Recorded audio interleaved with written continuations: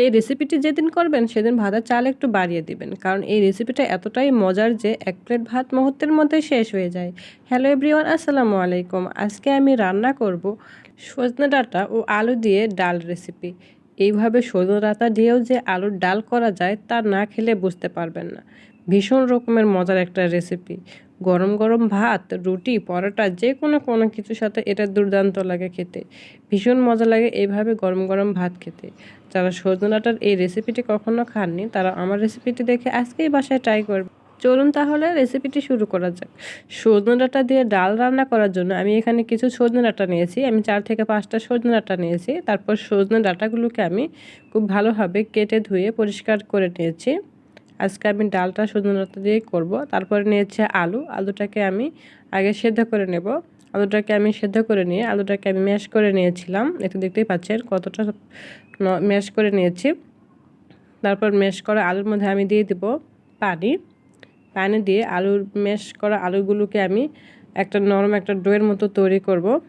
দেখতে পাচ্ছেন আমি কিভাবে ব্যাটারটা তৈরি করেছি। তারপরে আমি আগে ডিমটা ভেজে নেব। নর্মালি যেভাবে বাসায় ডিম ভাজি করা হয় ওইভাবেই ডিমটা ভাজি করে নেবেন। আমি প্লেটের মধ্যে ডিমটা খুব ভালো করে ভেজে নিয়েছি। একটু ফোল্ডিং করে ডিমটা ভেজি করে নিব, তাহলে দেখতে ভালো লাগবে। আমার ডিম ভাজিটা হয়ে গিয়েছিল। তারপরে আমি রান্না করার জন্য এখানে দিয়েছি একটা কারি প্যানের মধ্যে তেল, তারপর দিয়েছি পেঁয়াজ কুচি এবং দিয়েছি কাঁচামরিচ দিয়ে খুব ভালো করে নাড়াচাড়া করে নেব।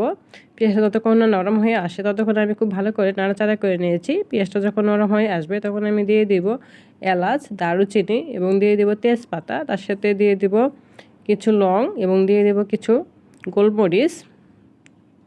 দিয়ে সবগুলো খুব ভালো করে আবার মিশিয়ে নিব। একেবারে মেশানো হয়ে গেলে তখন দিয়ে দিব আদা বাটা এবং তার সাথে দিয়ে দিব রসুন বাটা এবং দিয়ে দিব জিরার গুঁড়া, পরিমাণ মতো লবণটা আপনারা স্বাদ মতোই দিবেন।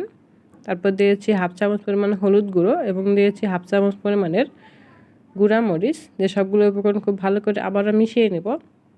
মেশানো হয়ে গেলে তখন আমি দিয়ে দেব খুবই অল্প পরিমাণের পানি দিয়ে মশলাগুলোকে খুব ভালো করে কষিয়ে নিতে হবে। ডালটা রান্না করার জন্য মশলা যত ভালো করে কষানো যায় ডালটা কিন্তু ততই ভালো লাগে। তারপর ডালটা কষানো হয়ে গেলে তেলটা উপরে উঠে আসবে, তখন আমি দিয়ে দেব আগে থেকে যে ব্যাটার তৈরি করে নিয়েছিলাম সেই আলুর ব্যাটারটা দিয়ে দিব। দিয়ে খুব ভালো করে মিশিয়ে নিব, যাতে কষানো মশলার মধ্যে আলুর ব্যাটারটা খুব ভালোভাবে মেশানো হয়। খুব ভালো করে মিশিয়ে নিয়েছি এবং অল্প পরিমাণের পানি দিয়েছি। পানি দিয়ে আমি ঢাকনা দিয়ে ঢেকে রান্না করে নেব। এই জন্য আমি ঢাকনা দিয়ে প্রায় হালকা আছে 10 মিনিটের মতো রান্না করে নিয়েছি। 10 মিনিট পর যখন বলক উঠে আসবে, খুব ভালো হয় ফুটন্ত অবস্থায় গরম উঠে আসবে বলক, তখন এই পর্যায়ে আমি দিয়ে দিব আগে থেকে কেটে রাখা সজনে ডাঁটা। এই পর্যায়ে সজনে ডাঁটাটা দিলে খুব ভালোভাবে পারফেক্টভাবে সজনে ডাঁটাটা খুব ভালো করে সেদ্ধ হয়ে যায়। আর ডালটাও কষানোর সময় সজনে ডাঁটা দিলে ভীষণই ভালো লাগে ডালটা খেতে। তারপর ডালটা কষানোর জন্য আমি খুব ভালো করে জাল করে নিয়েছি। আর এই পর্যায়ে আমি ঢাকনা দিব না, ডালটাকে খুব ভালো করে সময় নিয়ে কষাতে হবে। ডালটা কষানো হয়ে গেলে দেখা যাবে যে ডালটা অনেকটাই ঘন হয়ে আসবে, তখন আমি দিয়ে দিব আগে থেকে ভেজে নেওয়া ডিমগুলোকে একটু ডুবিয়ে দিয়েছি ডালের মধ্যে। তারপর আমি দিয়ে দিব পরিমাণ মতো পানি। ডালটা আপনারা ঘন খাবেন না পাতলা খাবেন সেই অনুযায়ী ডালটার পানিটা দিবেন। পানি দিয়ে একটু নাড়াচাড়া করে আমি আবারও রান্না করে নিব।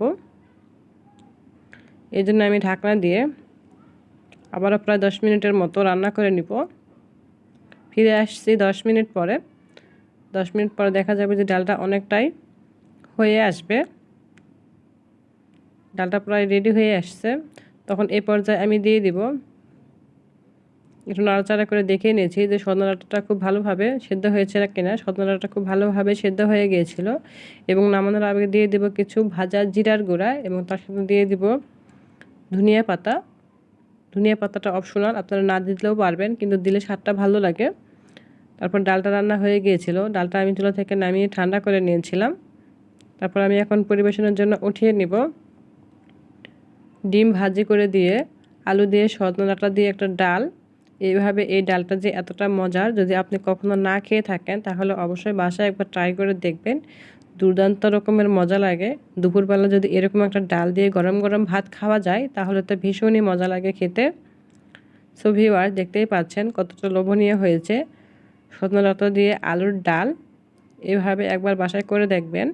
আর আমার রেসিপিটা যদি ভালো লেগে থাকে তাহলে অবশ্যই আমার চ্যানেলটাকে সাবস্ক্রাইব করবেন এবং পাশে থাকা বেল আইকনটি বাজিয়ে দিবেন। Thank you watching my video.